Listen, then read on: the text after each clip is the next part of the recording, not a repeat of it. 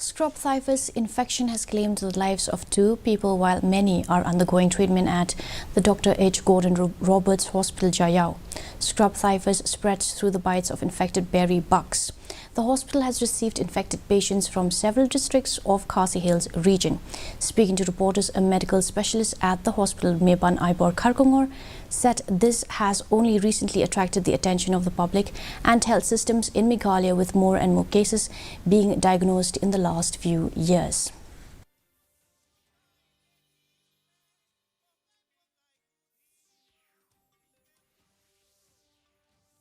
Thì cái này cái jingpang ni tip pat ba hi apo snong athau ba kadeka nyang soot dari don ki jaka ki ba khot eka ba kadeka nyang so stop root te tin pareng ki khot eka ka scrub typhus.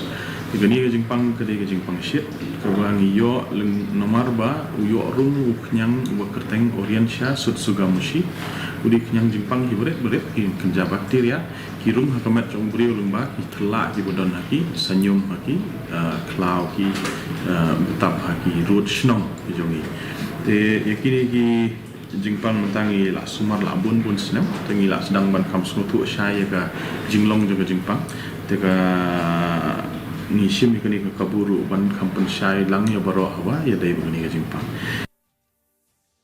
The Joint Action Committee, consisting of teachers,